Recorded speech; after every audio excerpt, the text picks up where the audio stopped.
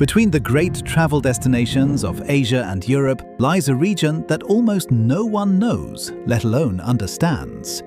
A blank space on the map of our Earth. And yet, this heartland was once the center of everything.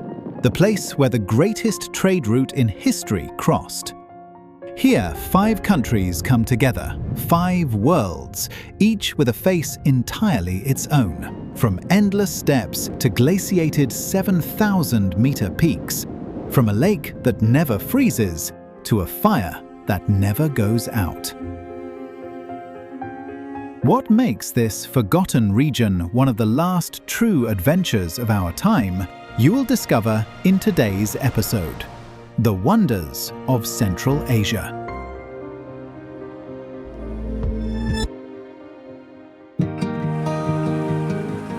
In the classical sense, Central Asia comprises 5 states.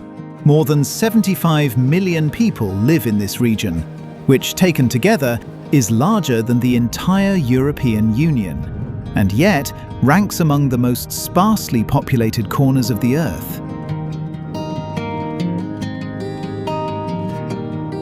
In terms of landscape, it has essentially everything to offer. Endless steppes, mountains, deserts, and in between, barely a soul. Here, the gaze loses itself on the horizon, and the vastness seems to know no end.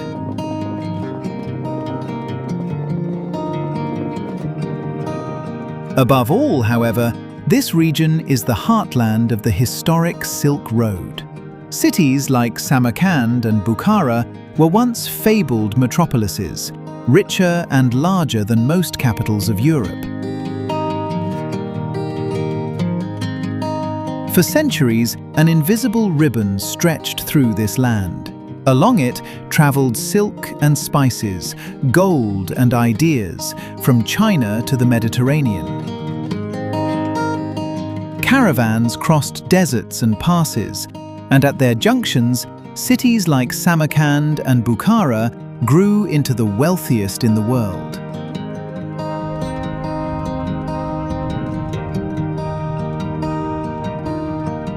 In the deserts of Turkmenistan lives one of the noblest horse breeds in the world, the Akal Teke.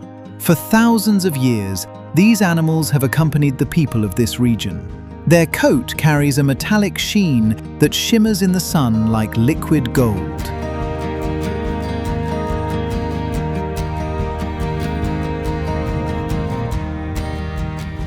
And when the riders of Central Asia measure their strength, they do so not in stadiums, but on the open field. Kok Boru is the name of this extraordinary sport, a contest on horseback centuries old and of breathtaking force. With thundering hooves, the riders chase across the plain, fighting for victory and honor. It is the legacy of a horseback culture that has shaped this vastness since time immemorial. A note in advance. On this journey, we will also include 2 regions that are geographically and culturally closely tied to Central Asia, but in the narrower sense are not always counted as part of it. More on that later.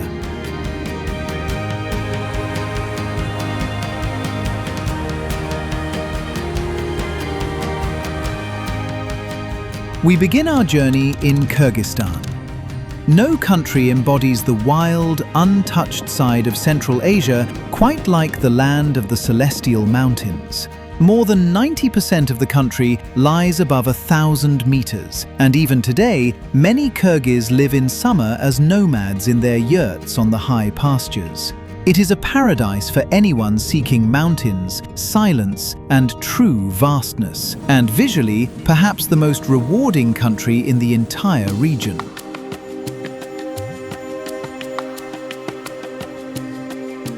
First comes the blue eye of the country. Issyk-Kul is the second largest mountain lake in the world and the undisputed heart of Kyrgyzstan.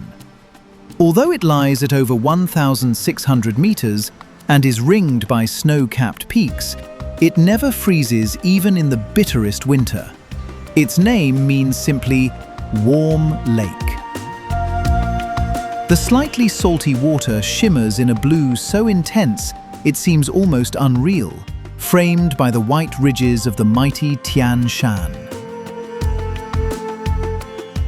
Around the lake stretch small beaches, hot springs and sleepy villages. In summer, a popular retreat, the rest of the year gloriously deserted.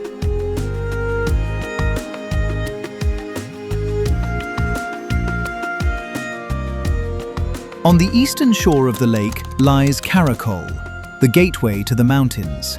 This former Russian garrison town surprises visitors with a colorful wooden cathedral and a Chinese Dungan mosque that resembles a pagoda and was built without a single nail.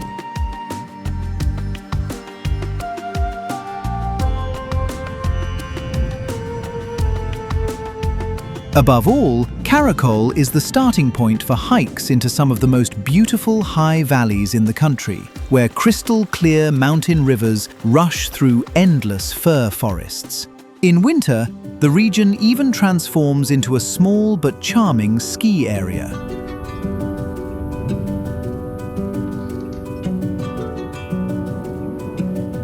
Just a short way southwest of Karakum, the rock suddenly glows deep red. The Jetty Oguz formation, meaning 7 bulls, consists of a row of striking red sandstone cliffs that stand out vividly against the green slopes and the blue sky.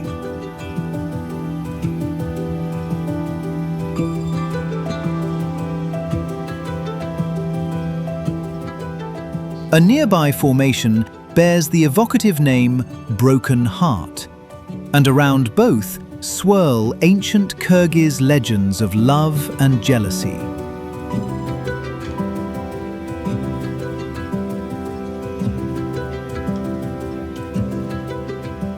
Back on the southern shore of Issyk-Kul, a true natural fairy tale awaits. The Skazka Canyon, simply Fairy Tale Canyon in English, is a labyrinth of eroded sandstone whose rocks have been ground by wind and weather over millennia into fantastic shapes. With a little imagination, you can make out dragons, castles, and whole herds of animals in the red-orange rock walls.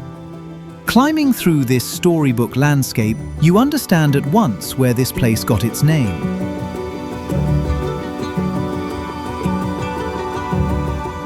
Let us now turn to the capital. Bishkek lies at the foot of the mighty Tian Shan and is one of the greenest capitals in the region, threaded with broad boulevards and sprawling parks, a legacy of the Soviet era that shapes the cityscape to this day.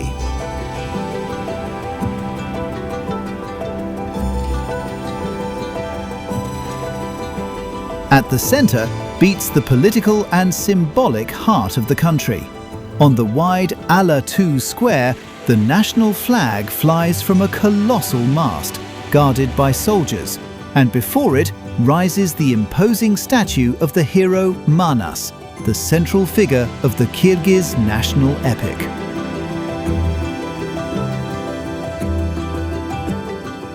A few steps away lies Victory Square, with its striking monument in the form of 3 arches modelled on a traditional yurt, raised in memory of those who fell in the Second World War. An eternal flame there commemorates the mothers who once waited for their sons.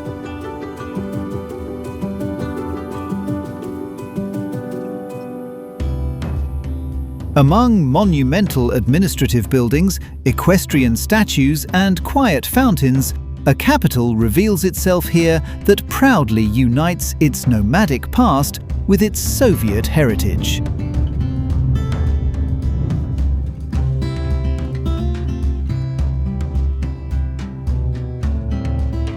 But the real Kyrgyzstan is found not in the cities, but high up on the alpine meadows. Song-Kul is a broad, shallow, high mountain lake at over 3,000 meters, and in summer, the very emblem of Kyrgyz nomadic culture. Around its shores spread lush summer pastures, dotted with yurts, herds of horses and sheep.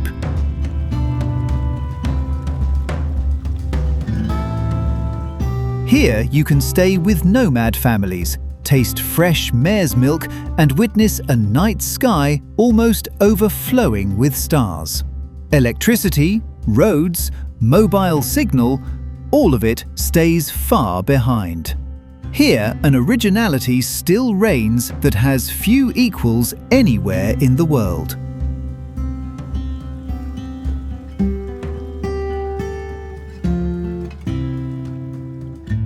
More remote still, far to the south, on the border with China, lies an equally spectacular lake.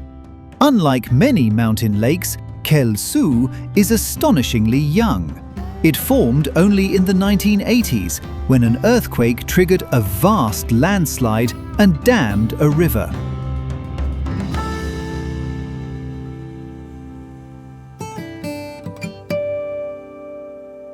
To this day, the lake regularly changes its face, sometimes vanishing almost entirely before filling again with glacial water. Depending on the season, you can take boat trips through the canyon or cross the frozen ice by off-road vehicle.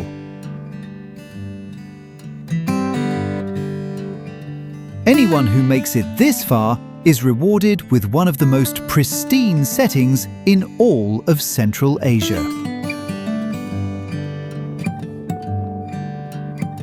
Far to the west, finally, embedded in dense forest, lies the Sari-Chelek Biosphere Reserve.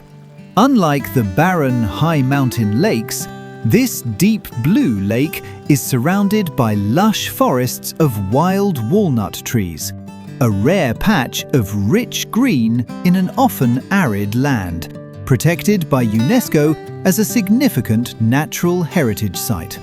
With that, we leave the mountains of Kyrgyzstan and turn to the cultural highlight of our journey.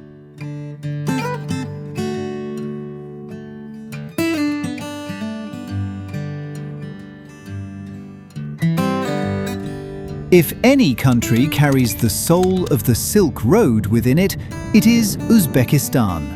Nowhere else in the world gathers such a density of magnificent mosques, madrasas, and mausoleums. Anyone who dreams of the tales from the 1001 Nights finds them here.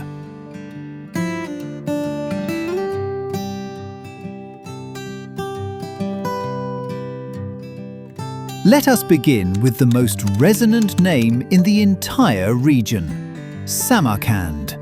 The word alone sent travelers, conquerors, and poets into a shiver for centuries. This city was once the glittering capital of the Empire of Timur, also known as Tamerlane, and it was meant to be the most splendid metropolis in the world. Its undisputed centerpiece is the Registan, and there is surely no more impressive square in all of Central Asia. 3 vast madrasas, once Islamic colleges, frame the wide plaza, their facades covered from top to bottom in azure mosaics, golden ornament, and delicate calligraphy.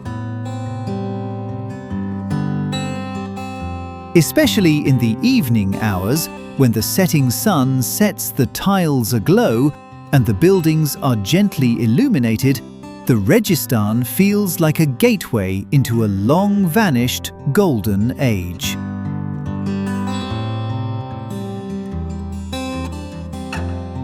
But Samarkand has far more to offer. A little off to the side lies the necropolis of Shah-e-Zinda, a narrow lane lined with a succession of breathtakingly beautiful tombs.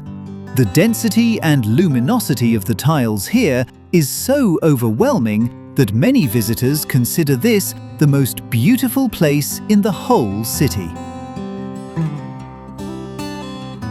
Add to that the gigantic Bibi Khanim Mosque, once one of the largest in the Islamic world, and the Gur-e-Amir Mausoleum, with its ribbed turquoise dome, in which Timur himself found his final rest. Samarkand is no museum, it is a living legend.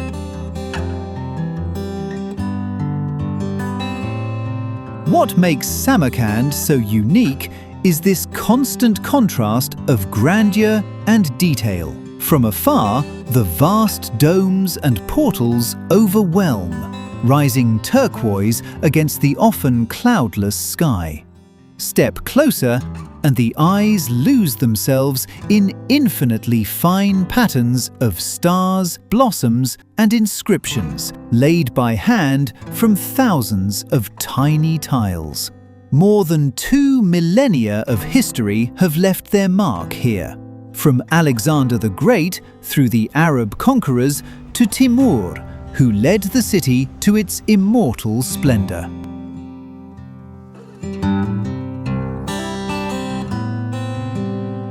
A day's journey west through the desert lies the holy city of Bukhara. Where Samarkand overwhelms with monumental splendor, Bukhara enchants with the dense, winding atmosphere of a perfectly preserved medieval old town. More than 2,000 years old, it was once considered one of the most important centers of Islamic scholarship, with over 100 religious schools and countless mosques.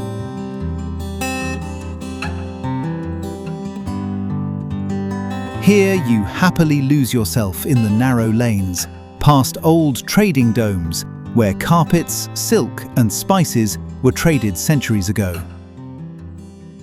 At the center lies the Liab-i House, a shaded pool surrounded by ancient mulberry trees and cozy tea houses. Above it all watches the Kalon Minaret, a 47-meter tower from the 12th century, so impressive that even Genghis Khan spared it during the destruction of the city. To this day, it bears the epithet Tower of Death.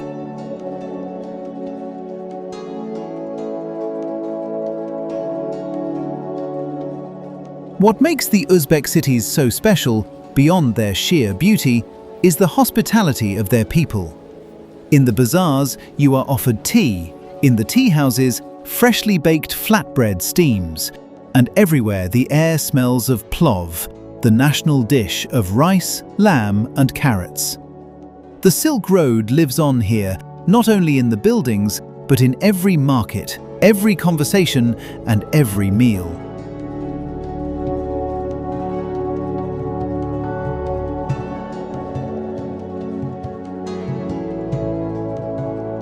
Further west still, on the edge of the Kyzylkum Desert, the oasis city of Khiva appears like a mirage. Its historic core, the Ichan Kala, is enclosed by a mighty mud brick wall and resembles a completely preserved open-air museum city.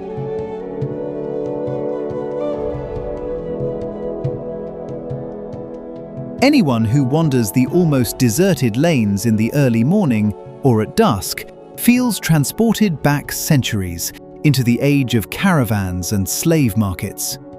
Minarets, palaces, and fortress walls of ochre clay glow in the warm light, a perfectly conserved testament to the old Silk Road.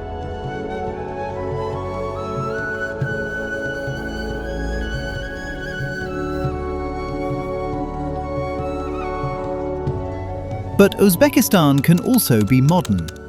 Tashkent, with over 2 million inhabitants, is the largest city in Central Asia and feels noticeably more modern than the historic oasis towns. After a severe earthquake in 1966, it was largely rebuilt by the Soviet Union, with broad avenues and imposing squares.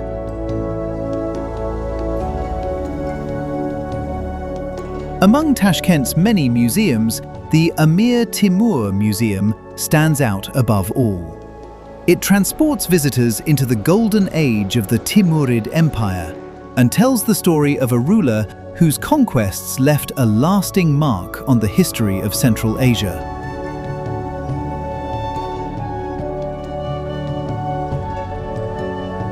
But the true highlight is hidden beneath the ground. The lavishly decorated stations of the Tashkent Metro rank among the most beautiful in the world, each one a small underground palace of marble, chandeliers, and mosaics.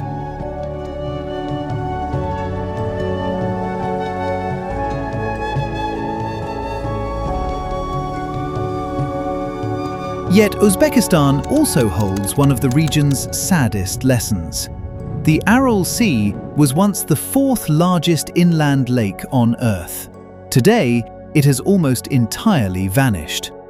Through the diversion of its tributaries for cotton farming, it dried up over the course of a few decades, leaving behind a ghostly salt desert.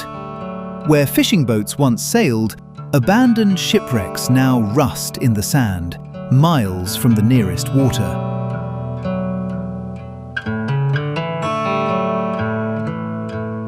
Anyone who saw our video on Kazakhstan may already find this lake familiar. Since we have already presented Kazakhstan in detail, we will forego introducing it again here, and instead devote ourselves to a country shaped almost entirely by endless desert landscapes.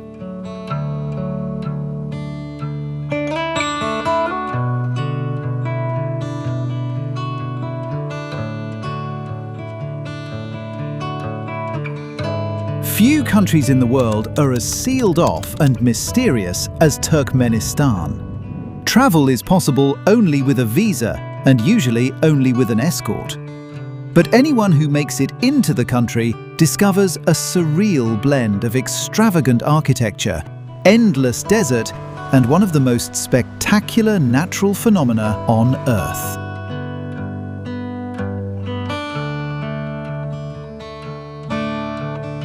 The capital, Ashgabat, is a place like no other.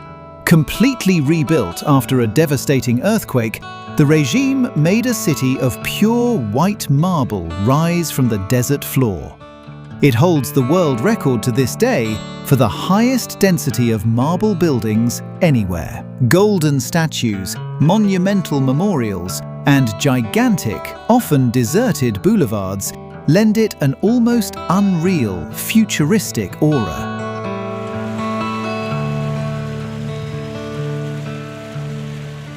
Alongside vast monuments and ornate triumphal arches, here you find an oversized Quran, the monumental bull statue commemorating the earthquake of 1948, and numerous further monuments that define the unique character of the Turkmen capital.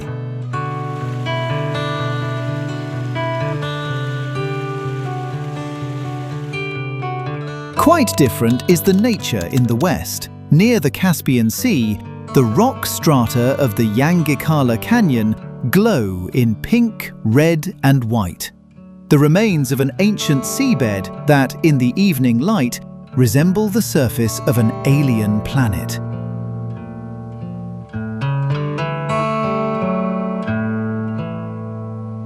In the east, meanwhile, the silent clay ruins of Merv rise from the desert, once one of the largest cities in the world and a central junction of the Silk Road. Towered over by the massive Great Kizkala fortress with its distinctive wave-like walls.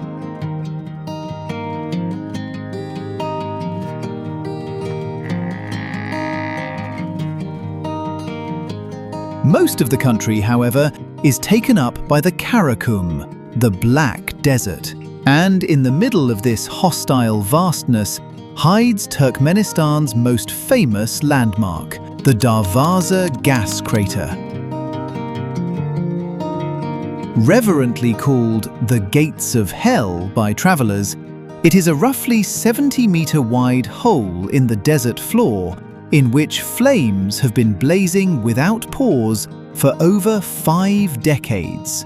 As legend has it, the ground collapsed here during drilling in the 1970s, whereupon the escaping gas was set alight, in the assumption that it would burn out after a few days. It has been burning ever since. Anyone standing at night on the rim of this seething pit of fire, the heat striking their face and sparks flying up into the starry sky, experiences one of the most unforgettable moments Central Asia has to offer.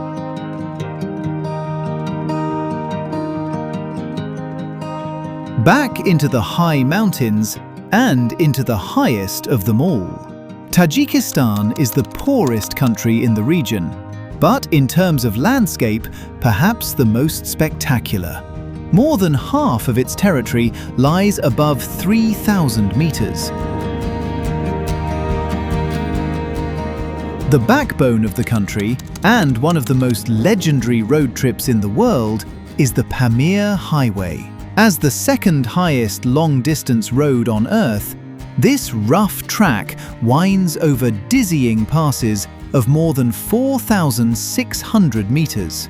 The journey leads through a breathtaking high mountain desert, past lonely yurts and barren villages, always along the border river with Afghanistan, whose rugged peaks rise close issue to touch on the far bank. High up on the plateau lie silent lakes too, such as Issyk-Kul and Song-Kul, beside which crouches one of the coldest inhabited villages in Central Asia, with winter temperatures below -60 degrees.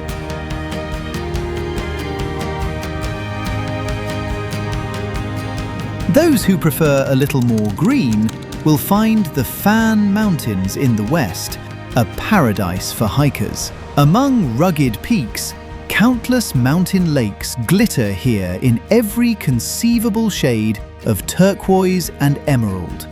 Foremost among them, the famous 7 lakes.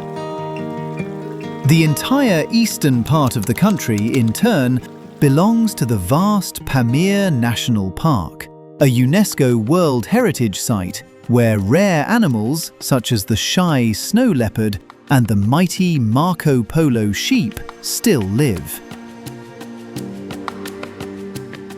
The capital, Dushanbe, forms a relaxed contrast to this rugged mountain world. Broad boulevards, shady parks, and one of the tallest flagpoles in the world define the leisurely green city. Far to the south, finally, runs the Tajik part of the Wakhan Valley, along the border with Afghanistan, a place where 2 worlds are separated by nothing more than a narrow band of water. And it is precisely this corridor that now leads us across the border.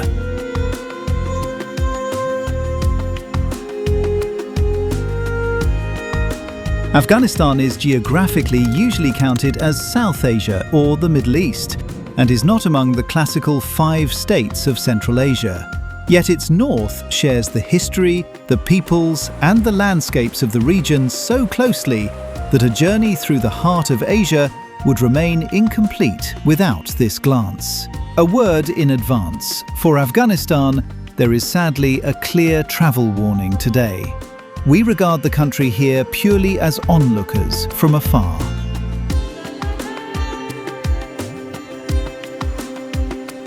We remain at first in the Wakhan, now on the Afghan side. This narrow finger of land, wedged between the Pamir and the Hindu Kush, is among the most remote high mountain regions in the entire world. Here, Kyrgyz nomads and the Wakhi people live much as their ancestors did centuries ago, an almost forgotten world of stone, ice, and silence.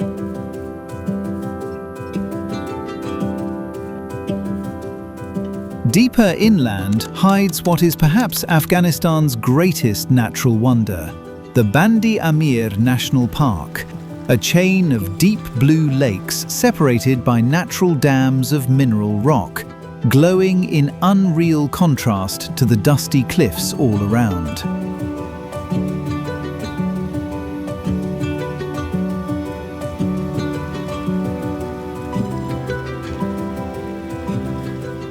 West of the capital lies the Bamiyan Valley, a place of tragic fame. Here once stood the largest standing Buddha statues in the world, carved directly into the cliff face more than 1,500 years ago, until they were blown up by the Taliban in 2001. All that remained were empty niches, vast wounds in the rock.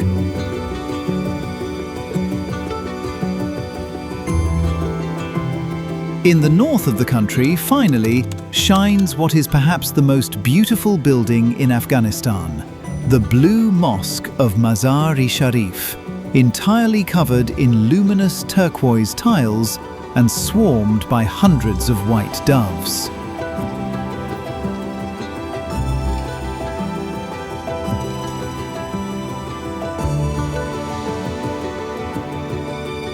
Our final destination too, strictly speaking, does not belong to Central Asia, but is a region of the People's Republic of China. Yet in landscape and culture, Xinjiang is the eastern gateway to the Silk Road, and was for millennia inseparably linked with the rest of the region. Here live Turkic-speaking peoples.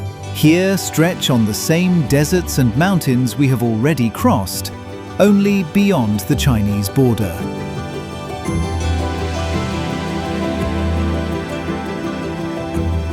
Let us begin in the furnace oasis of Turpan, which lies in one of the hottest and deepest depressions in Asia, far below sea level. Around Turpan lie some of the most fascinating relics of the Silk Road. The over 2,000-year-old clay city of Jiaohe ranks among the best preserved ancient ruined cities in the world. Carved directly out of a loess plateau, its streets, temples and dwellings still impress today through their extraordinary state of preservation.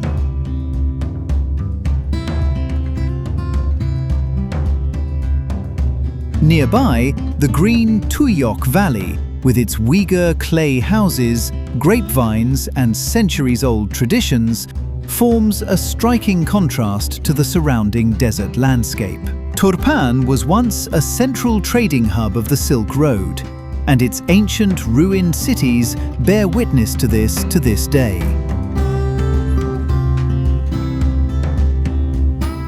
Quite different is the north. In the distant Altai Mountains shimmers Lake Kanas, embedded in dense forests and snow-capped mountains, whose site recalls Siberia or Mongolia more than China. And so, at the end of our journey, the circle closes, at the crystal-clear Seyram Lake near the border with Kazakhstan. With its green steppes, scattered yurts and snow-capped peaks, it embodies the classic image of Central Asia, perhaps more purely than any other place. And precisely here, at this lake that already lies almost back in Kazakhstan, our journey ends where the image of Central Asia began, with horses, yurts, and endless vastness beneath a colossal sky.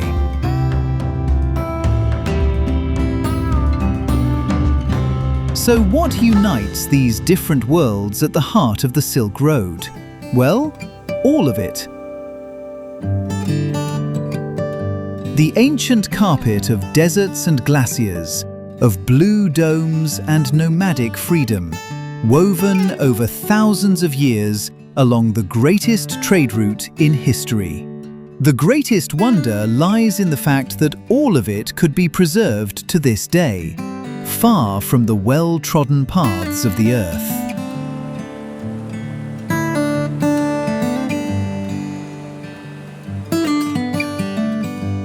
Thank you for watching. We hope you enjoyed today's journey through the wonders of Central Asia.